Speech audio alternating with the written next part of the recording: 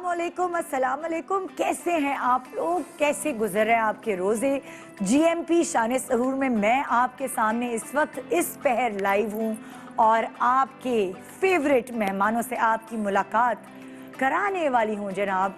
वैसे तो कहते हैं कि कभी कभार टाइम जैसे रुक सा जाता है, गुजरता ही नहीं है, घड़ी की सुइयां आगे बढ़ती नहीं है। ख़ास तौर पे जब आपको किसी का इंतज़ार होता है ना, आप किसी चीज़ के मुंतज़िर होते हैं या कोई इवेंट ऐसा है जिसके लिए आपने बहुत तैयारियां की हुई होती हैं, तो उसके इंतज़ार में ना आप बिल्कुल हलकान हो जाते हैं। आपकी घड़ी की सुइयां चलती ही नहीं है और लगता है कि पता नहीं कितना अरसा तवील है जो ये गुजर ही नहीं रहा। और कभी कभार ऐसा होता है कि आपको पता ही नहीं चलता, पलक झपकते सुबह दोपहर शाम रात दिन महीना साल ऐसे गुजर जाता है जैसे अक्सर आप कहते हैं, हाय कितना छोटा सा देखा था मैंने इस बच्चे को, देखो आज जवान हो गया, आज इसकी शादी हो रही है।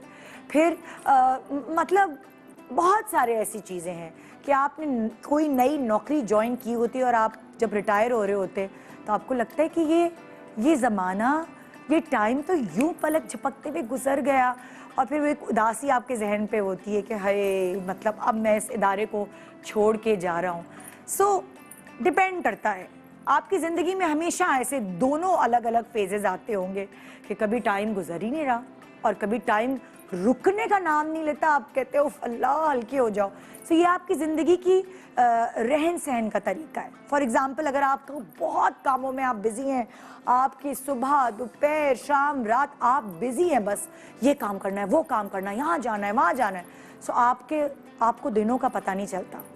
लेकिन अगर आप के बच्चे बाहर चले गए पढ़ने या कोई भी ऐसी चीज़ है, बच्चों की शादियाँ हो गई, अकेलापन है, कोई किसी दूसरे का साथ नहीं है, सो टाइम रुक सा जाता है। वो रौनक जब नहीं होती आपके इर्द गिर्द तो वो रुक सी जाती है। ख़ास तौर पे मैंने उन बच्चों को तड़पते हुए देखा है जो इकलौते होते हैं, जिनका कोई सिबलिंग नहीं होता, बहन भाई नहीं होता।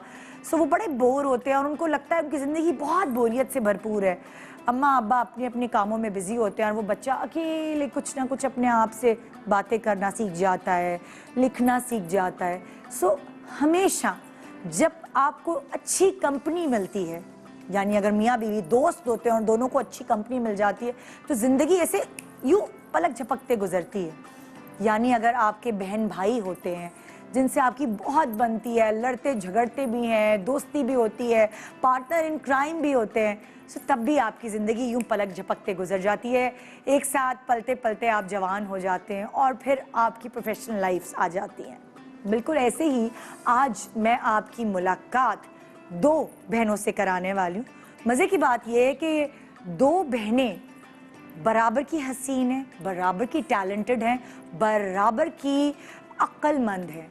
वो अक्सर नज़र आता है, ब्यूटी तो हर तरफ नज़र आ रही होती है, लेकिन ब्यूटी विद ब्रेन्स कम ही नज़र आते हैं। और ये खासियत इन दोनों बहनों में है कि ब्यूटी भी है एंड ब्रेन्स भी हैं। दोनों इंडिपेंडेंटली अपनी एक्टिंग के करियर को साथ लेके चली। फिर एक बहन ने साथ साथ लॉ की पढ़ाई की, दूसरी बहन प्रोड्यूसर भी बन गई और दोनों साथ मिलके एक बिज़नेस जो है वो भी चला रही हैं। मैंने उनसे कहा कि बहुत सही मौका है इस बिज़नेस के बारे में एक दफ़ा फिर से बात करने में, क्योंकि ईद सर पर है, रमज़ान का मौका है और इतने खूबसूरत कपड़े इन्होंने बनाए हैं।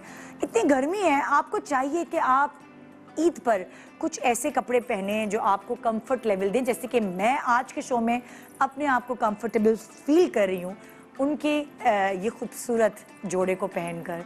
UXM, जैसे कि पहले भी मैंने अपने शो पे जिक्र किया, दोनों ने, उर्वा और मावरा ने मिलकर ये खूबसूरत बिजनेस सजाया और अपने टेस्ट के हिसाब से उन्होंने कपड़े डिज़ाइन किए। आज ये दोनों हमारे साथ होंगी, बड़े मज़े की बातें होंगी। एज़ बहनें अगर आप इनको देखते हैं, मैंने इनकी ज़िंदगी शुरू से देखी है, बहुत हार्ड वर्किंग है, तिनका जमा करके अपने घोंसले बनाए हैं इन्होंने। और हार्ड वर्किंग बच्चियाँ हमेशा, चाहे वो बच्चियाँ हों चाहे वो बच्चे लड़के हों, अगर वो हार्ड वर्किंग होते हैं तो अपना एक मुकाम बनाते हैं माशरे में। एक वो कहते हैं ना कि एक मकाम बनाना या एक क्या कहते हैं उसे, इम्प्रेशन छोड़ जाना माशरे पर। सो वो इन दोनों बच्चियों ने अपने बलबूते पे बनाया। कोई सोर्स नहीं, कोई सपोर्ट नहीं, अकेले इन्होंने ऐसा मुकाम बनाया कि इनके नाम से चीज़ें पहचानी जाती हैं। दोनों लीड एक्ट्रेस हैं, इनके बारे में और भी बहुत कुछ बताना चाहूँगी, लेकिन एक छोटा सा वक्फा लेना है मुझे।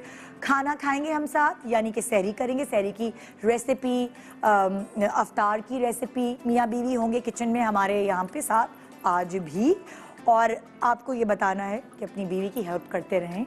ये बताती रहूँगी 30 दिन, शायद तो सुधरें। सो एक छोटे से वक्फे के बाद हमारे साथ रहिए, एक मज़ेदार एपिसोड GMP शान सहूर का सिर्फ आपके लिए। Assalamualaikum everyone. Please subscribe to Airwire Digital's YouTube channel and stay connected to all the news and updates.